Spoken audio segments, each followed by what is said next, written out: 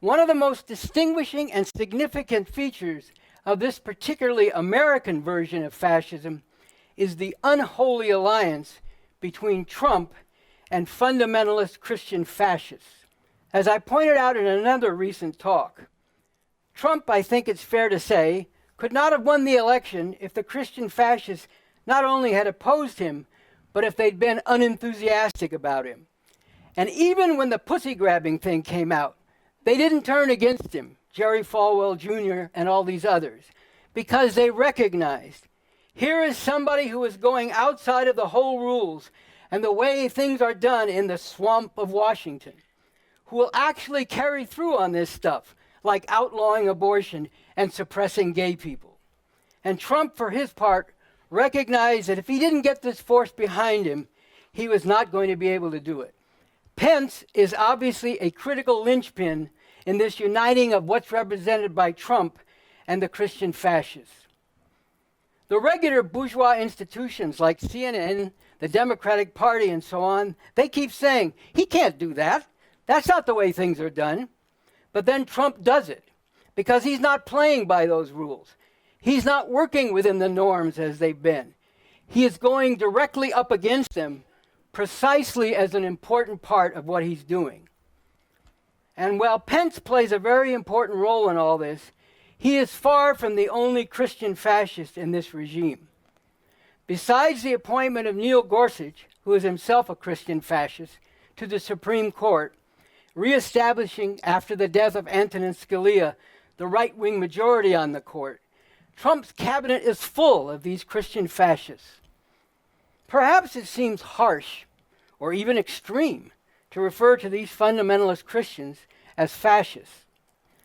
Well, in Catherine Stewart's book, The Good News Club, the Christian Right's Stealth Assault on Americans' Children, she cites these comments by Rich Lang, himself a former Christian fundamentalist who broke with that and became a liberal Christian pastor.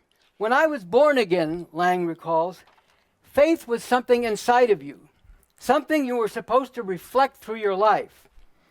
But in the 1980s, something happened. Fundamentalist Christianity jumped back into the public square with the intention to reshape the country as a Christian nation as defined by them. It's no different than the Nazis wanting to start with the Hitler Youth. That is where you'd want to start if you were trying to build a fascist movement.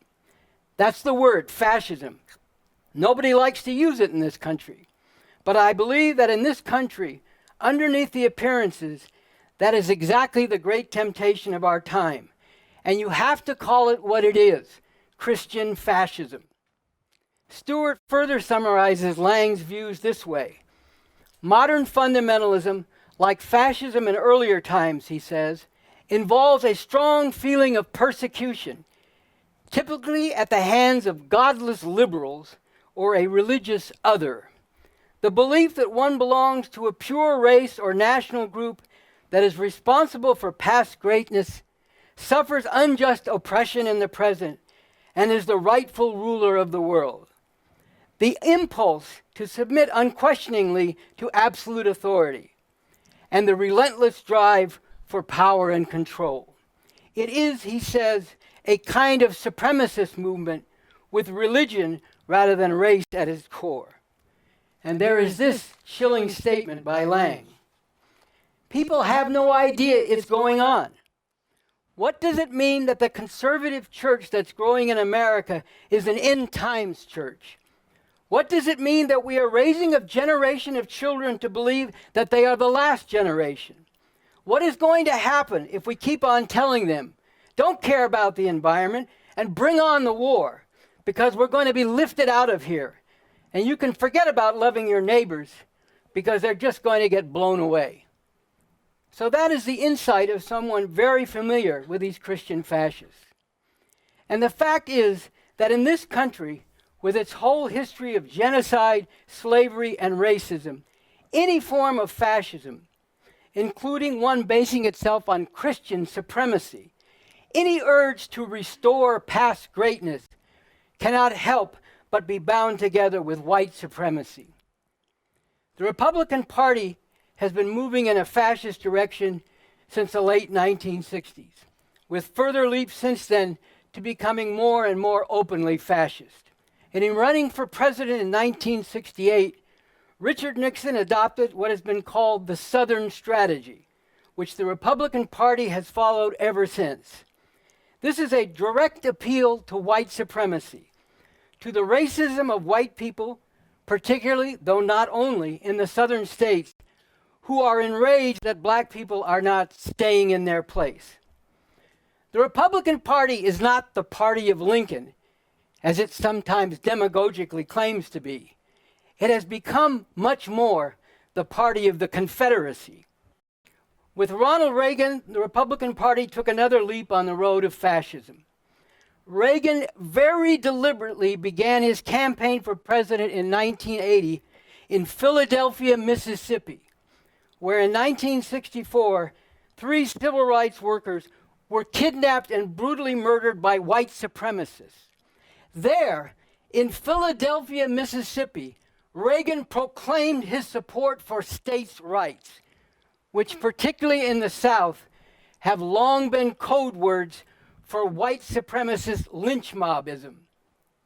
And after George W. Bush took things still further in a fascist direction, including the open use of torture and the active promotion of Christian fundamentalism, the Trump-Pence regime has made the leap into all-out fascism.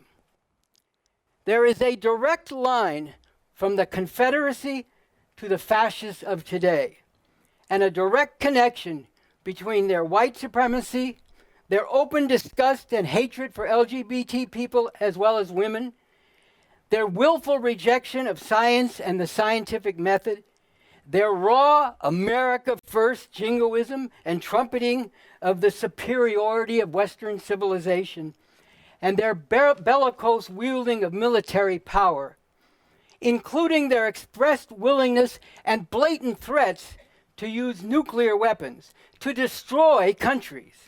The truth, another terrible truth that must be faced, is that in the context of profound and acute contradictions that are asserting or reasserting themselves in ways that are tearing at the very fabric and deepening cracks in the foundation of this country, at the same time as the American empire is facing serious challenges internationally, fascism is one possible resolution of this, on the terms of this system and its ruling class, even as this is a horror for humanity. While the Constitution does establish the separation of church and state, and the Christian fascists are wrong or simply lying when they insist that the founding documents of this country established it as a Christian nation, the reality is that Christianity has all along been the unofficial state religion of this country, and the country's identity throughout its history has been as a white Christian nation, grounded in male supremacy as well as white supremacy, and driven by a manifest destiny to dominate not only the continent of North America, but ultimately the world as a whole. All this has been brought into question and has become the focus of intense struggle going back to the 1960s, and in some important ways, back to the Civil War. And while developments internationally, including the demise of the Soviet Union, have given further impetus to the globalization of the capitalist world economy, this very heightened globalization has propelled changes that have sharpened contradictions within the U.S. as well as on a world level, particularly with an emerging capitalist China mounting a challenge to U.S. global economic dominance. At the same time as this heightened globalization, under conditions of Western imperialist domination, has wreaked havoc in countries throughout the Third World, including the Middle East and other places where Islam is the prevailing religion, adding fuel to a virulent Islamic fundamentalism that has declared war on the decadent West and on infidels and others oriented toward the West and facilitating its imperial domination. In order to bring about any positive resolution to all this, even short of abolishing and moving beyond this whole system, it is necessary and crucial to break with the normal routine and the normal workings of the political process.